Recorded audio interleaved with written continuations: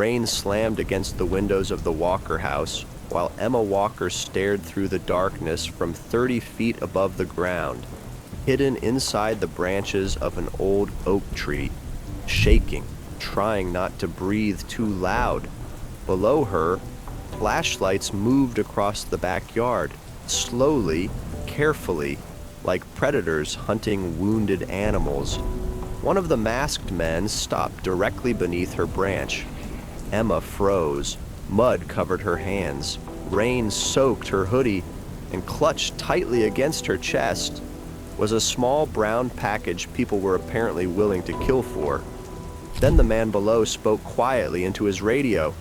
"She still has it." Emma's heart nearly stopped, because she suddenly realized something horrifying. They weren't searching randomly. They knew exactly who she was. 3 hours earlier, 9:17 p.m. Rain had just started hitting the streets when Cole Walker and his best friend Ryan Brooks cut through the edge of downtown on their bikes.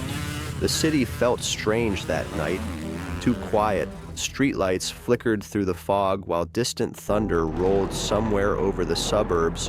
Ryan hated weather like this. "Bro, I'm telling you right now," he muttered. "This is exactly how horror movies start." Cole laughed lightly. "You think everything's a horror movie because people in this city are weird." They slowed near an old public phone booth sitting beside the sidewalk, one of the last ones left in Chicago. Inside the booth stood a man in a dark trench coat, fedora pulled low, one gloved hand gripping the phone tightly. The boys almost passed him until they heard what he said. "Tonight, midnight, House 11, Willow Creek Road." Ryan slowed instantly. The man's voice stayed calm, cold, controlled. "And if you mess this up," a long pause, "don't bother running." Click. The call ended. For a second, nobody moved. Rain crackled softly against the glass booth. Then the man slowly turned his head slightly, not enough to fully see his face, but enough for Cole to notice something strange. The man looked scared, not angry, not aggressive, terrified. Then he walked out of the booth, past them, without saying a word.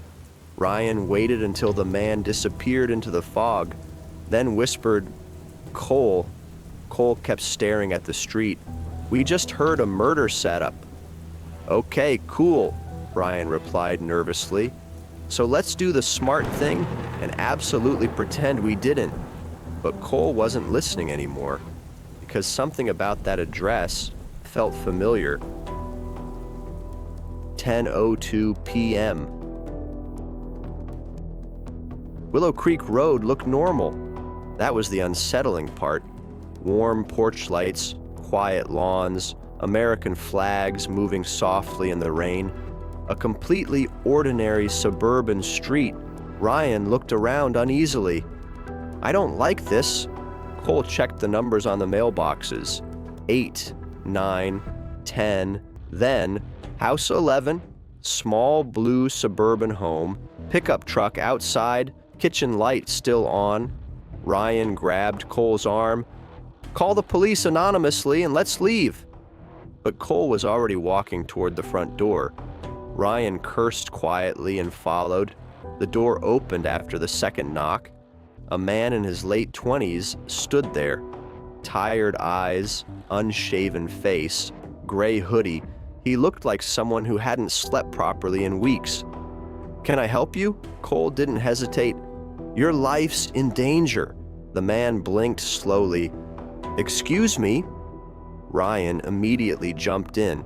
"We overheard something downtown. A phone call. Someone mentioned this address." Silence. Rain dripped from the boys' jackets onto the porch floor. Then the man looked past them, scanning the street, watching the darkness, like he expected someone to already be there. Finally, he stepped aside. "Come in."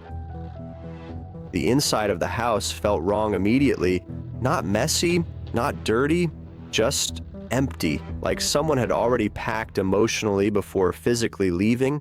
TV running silently, coffee mug untouched, curtains half open. Nathan Hale locked the front door the second they entered, then checked the windows twice. Ryan noticed immediately. The guy was paranoid. Cole introduced himself carefully. "I'm Cole. This is Ryan." Nathan nodded distractedly. "Nathan?" His voice sounded exhausted, like fear had worn him down over months instead of hours. Ryan tried forcing a joke. "So, you got a lot of enemies or something?" Nathan didn't smile. "That depends. On what? How much they know." That killed the humor instantly. Nathan walked toward the kitchen window and slightly lifted the blinds, checking outside again, then quietly whispered, "They found me sooner than I thought." The room went silent. Cole frowned. "Found you?" Nathan looked at them carefully now, like he was deciding whether trusting them was a mistake. Then he asked, "How much exactly did you hear?" Cole repeated the phone booth conversation, every word. Nathan's expression slowly changed as he listened. Not surprise, confirmation, which somehow felt worse. Ryan shifted nervously.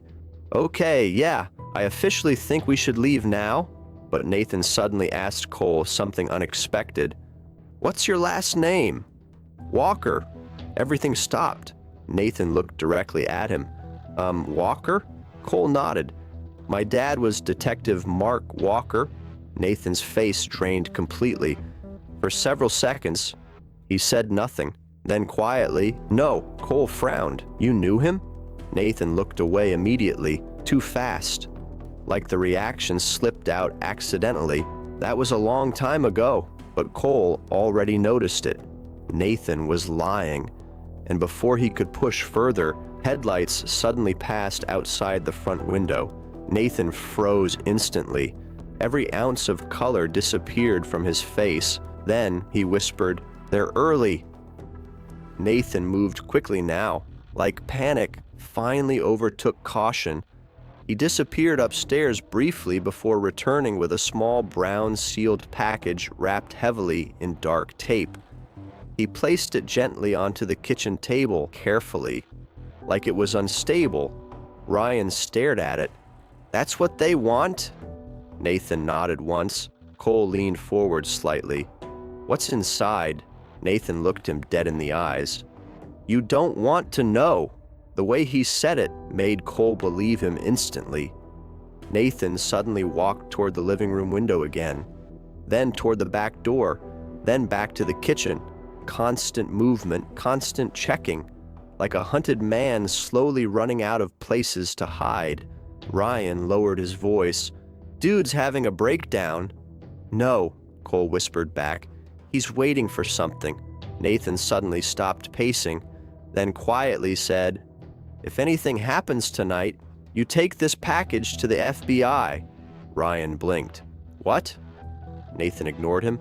"Not local police, not detectives, directly to federal agents." Cole frowned harder. "What is this thing?" Nathan hesitated. Then, "Proof." "Proof of what?" Nathan looked toward the rain outside, then answered softly, "That good people were murdered." Silence filled the room. Then Nathan asked Cole another question. "How exactly did your father die?" Cole stiffened. "Car accident." Nathan slowly closed his eyes, like hearing that physically hurt him. Then he whispered something so quietly, Cole barely heard it. "No." "That's what they told you?" Cole's stomach dropped. "What does that mean?" But before Nathan could answer, a black SUV slowly rolled past the house outside. Nobody spoke. The SUV kept moving, then disappeared into the rain. Ryan whispered, "Please tell me that's normal." Nathan stared toward the darkness. "No." Then he looked at Cole, and for the first time, Cole saw genuine fear in another grown man's eyes. "You boys need to leave now." 11:26 p.m. The ride home felt different. Every passing car looked suspicious. Every shadow felt wrong. Ryan kept checking behind them nervously. "You think they saw us?" Cole didn't answer, because deep down, he thought they already had. When they reached home, the downstairs lights were still on. Emma Walker sat alone in the living room, blanket wrapped around her shoulders, watching TV, except the TV volume was muted. She looked at them immediately. "You're late." Ryan forced a smile. Family meeting energy feels aggressive. Emma narrowed her eyes. "What happened?" "Nothing." "Cole." That tone, the serious sister tones. She already knew something was wrong. 10 minutes later, she knew everything. And the moment Cole showed her the package, her expression changed completely. "This is bad." Ryan sighed dramatically. "Finally, someone else says it." Emma ignored him. "Did Nathan say FBI specifically?" Cole nodded. Emma stared at the package silently for several seconds, thinking, then quietly, "We can't keep that inside the house." Ryan frowned. "So what? We throw it in a river?" Emma stood up immediately. "No, we hide it." 11:52 p.m. Rain poured harder now. Thunder rolled over the neighborhood while the three of them crossed the backyard carrying flashlights. The old oak tree stood near the back fence, huge, ancient. Its branches stretched over almost half the yard. Ryan dug nervously while Cole kept watching the dark houses nearby. Every window suddenly felt dangerous. Emma kneeled beside the hole, holding the package tightly. "You guys feel that?" Ryan whispered.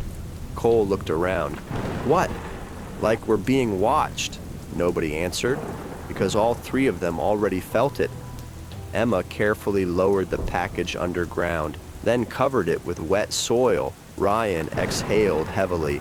"Okay, we survived. That's good." Cole still didn't feel relieved.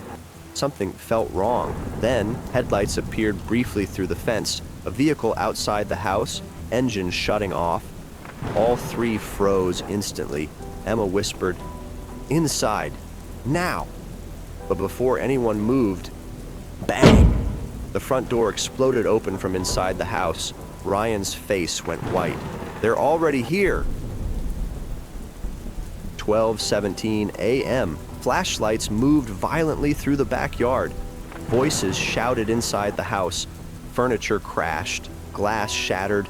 Emma dug frantically through the wet soil with bare hands. Cole grabbed her arm. "There's no time!" But Emma already had the package again. Then she looked up, the oak tree. "Emma!" She was already climbing. Rain soaked the bark while flashlights swept across the yard below. Ryan and Cole sprinted toward the side fence as masked men burst through the back door. One flashlight beam barely missed Emma's foot above them. She climbed higher, higher, until the leaves swallowed her completely. Below her, 4 masked men searched the yard slowly. One of them stopped directly beneath her branch, then spoke into his radio. "She still has it." Emma stopped breathing, because suddenly she realized something horrifying. They didn't just know about the package, they knew about them. To be continued. Stay tuned for the next part.